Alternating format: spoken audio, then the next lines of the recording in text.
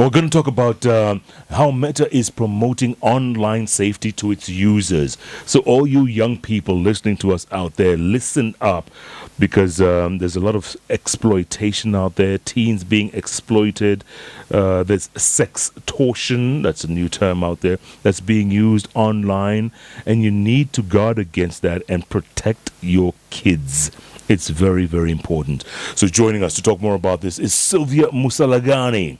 She's Meta's head of safety policy for Africa, the Middle East, and Turkey. Safety is a big concern online, isn't it? Yes, it is. There's a lot of exploitation and sexploitation. Yes, so we know that people come to online platforms to engage. Our platforms are there to ensure that people are connecting with each other, and it's very important for well-being for that connection to take place.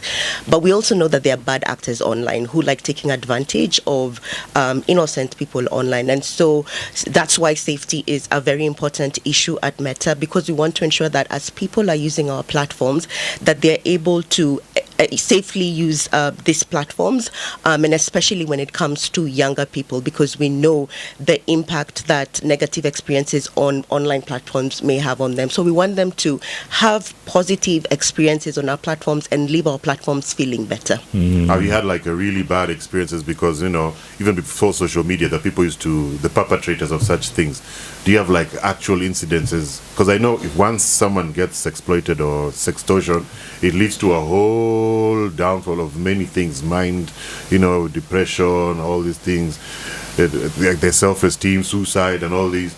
Do you have like specifics on, what made you get to this point?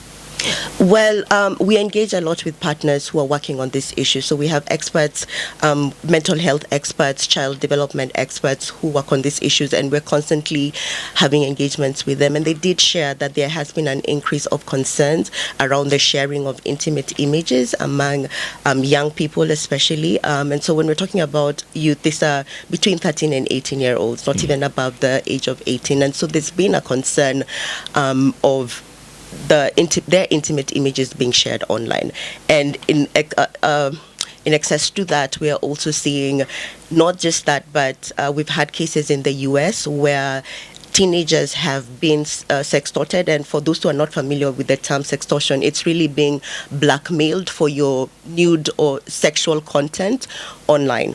And so once there's a 17-year-old in the US who was targeted by bad actors, and he ended up taking his own life because of this. And so this became an issue of higher tension. We've seen it especially in the US, but it's garnering a lot of conversations globally because it brings into place concerns around how can youth stay safe on our platform. So it's a growing concern, and as Meta, we've been doing this work for over a decade, where we are providing tools to ensure that we're safeguarding the experiences of all our users, but especially young people. Sylvia, young people are always sending each other nudes. Let's face it, they're always doing that. So how do you stop them? Yeah, that's a great question.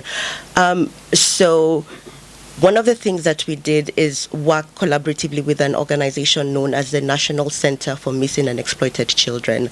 This is a US-based organization that is a global clearinghouse for child sexual abuse material. And so we developed a tool called the Take It Down platform that enables young people to report incidents of where someone is threatening to share their intimate images. And when they do this, NCMEC will create what we call a hash for that image, which is a special fingerprint, digital fingerprint that is given to an image. And anytime NCMEC will share this hash with technology companies like Meta, Instagram, and other participating companies. So anytime someone tries to share this image online, they will not be able to share it. So it won't be shared on Facebook, it will not be shared on Instagram. So that's just one of the steps that we've taken to ensure that we are minimizing the spread of non-consensual intimate images. But in excess of that, education is also important. How do we ensure that the young people are responsibly empowered to use the online platforms? And so we've developed a wide range of safety tools to enable you to report anyone who you do not want to be in touch with, anyone who, is interacting with you and not making you feel safe, you can report that person. But also limiting your contact to your exposure to content that is sensitive for you as a young person, and also ensuring that you're providing you with help resources so you know more about this information. WhatsApp, we've got that view once. And much as you're saying education, there's some people who still feel like I'm big enough, I can still share my nudes. But, WhatsApp has that delete for me, delete for everyone. It will be something almost like that, so that in case, because sometimes you're sharing with someone who you actually trust, but it was a long con and eventually they're trying to blackmail. Yep. Would you be able to, let's say, delete for everyone who has, let's say, I've shared to him, he shared to so-and-so, I can delete that whole trail before now it's escalated to the next level? What we focus on when it comes to dealing with safety issues, and especially for young people, is taking a more of a preventative approach, whereby we do not want that content to make its way on our platforms in the first place. Uh-huh. And so what the Take It Down tool does is enables you to report that image from your device without the image actually leaving your device. But once it leaves, it's gone.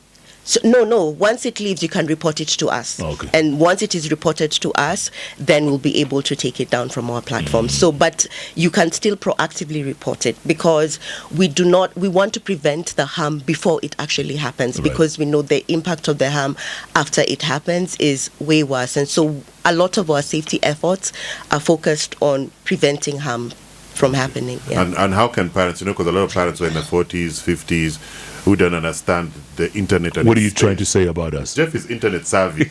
At least he can write an email. But what would you advise people in that space on how to handle it? Because also in Africa, African parents find it very difficult to discuss nudity. Even just your daughter in a short skirt is something dads look away. So now imagine get to a point where you tell dad, I shared a full nude with someone. So how do we break that barrier of how parents can communicate with the kids and the kids communicate with their parents? And I do understand the challenges as a parent. As much as I work for a tech company, the challenges are real. My kids are more tech savvy than I am, and they seem to get a better hang of technology and faster than we would. And so that, even as a parent, makes me nervous, and especially when you work in a space where what can happen, but knowing that there is advice out there that can help you as a parent also navigate, have those conversations. The most important thing that you can do as a parent is have these conversations with your children. Even though you do not really understand the technology, what you will find is that the kind of information or advice that they're seeking is more on the relational, because the issues that they face on social media are more relational.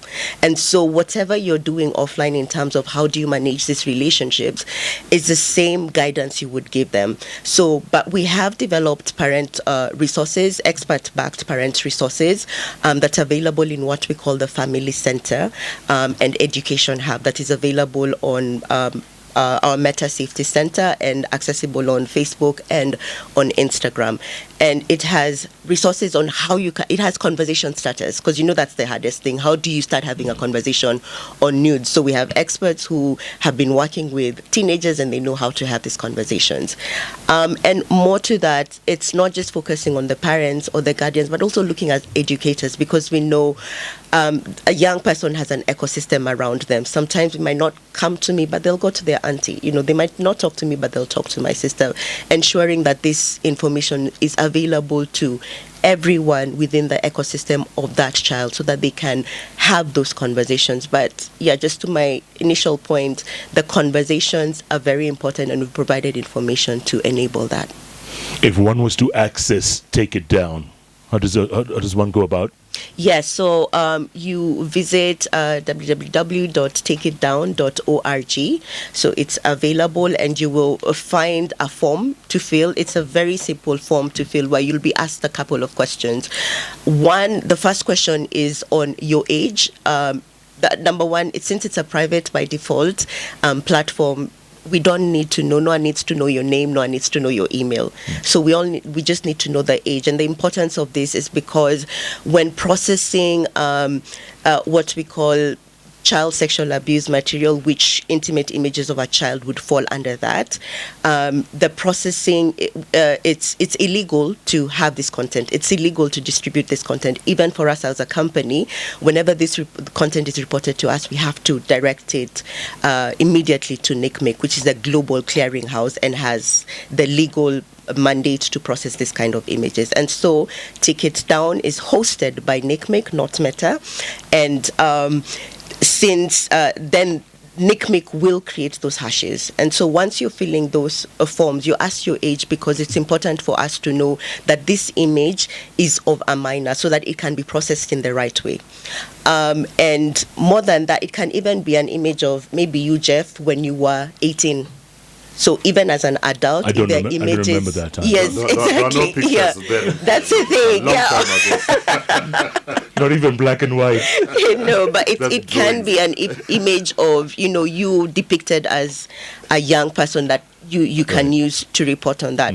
But we also have a service for adults called the stopncii.org that allows for any adult who's being threatened for their sharing of intimate images, because we know this also happens to 18s and above. They can use Stop NCII to share. So if it cannot be processed through Take It Down because you are over the age of 18, you channel it through stopncii.org. And they'll work on stopping. Yes, it's the same process. We use the same technology. It's called photo matching and video matching technology to take down, to prevent the images from being shared. Because every image has its own unique digital identifier. And so it's like the way you have your own digital ID. No one else can have Nick's ID. So the same thing for the images and the videos. And the good thing is, even if someone tries to manipulate, now the AI can be able to scan that and say, okay, this is actually a manipulated image of that other violating image. And so all we need to get is the hashes, which is now the digital fingerprints. And once we receive those hashes, we add them onto, they're added onto banks of technology. So banks is just like the way a bank holds money. There's like a technology bank to hold these images, or the IDs of these images. And so tech companies are given access to that bank. So whenever someone tries to share anything that is similar to information that is within that bank, they'll be stopped from sharing it. Do we have that already in place, or that becomes the victim's responsibility to report? Not necessarily the victim's responsibility, because you also want to take away that onus from the victim. They're already suffering. So what happens is, I did mention that we work very collaboratively with the National Center for Missing and Exploited Children, who we share all our reports to. Any report for child sexual abuse material goes to them. Okay. NICMIC in turn works with law enforcement from all across the world and offers them what is called a case management tool, where they give them information related to some of the reports that they're receiving. So if there's need for them to investigate some of these cases, then they will have access to that information, all guarded by privacy and data protection laws, just to ensure we're also not infringing on privacy rights of individuals. Okay. So it's something that happens behind the scene? Yes. Okay. There's a lot that happens behind the scene. No. Yeah. How serious is the exploitation of children in Africa compared to other parts that you deal with? First of all, one thing that I'm finding out is that we do not have enough research from within the continent that actually would help us understand exactly the level of child exploitation imagery that is making its way around the globe, and this is also global concern. It's a global issue, and so a lot of the times when the reports are coming in, it's they're global reports. But looking at the cyber tips from the National Center of Missing and Exploited Children, I would say Africa it still ranks very low in terms of the spread of child sexual abuse material. So as compared to countries in Southeast Asia or the Middle East, where we're seeing higher numbers of sharing, like numbers in the millions,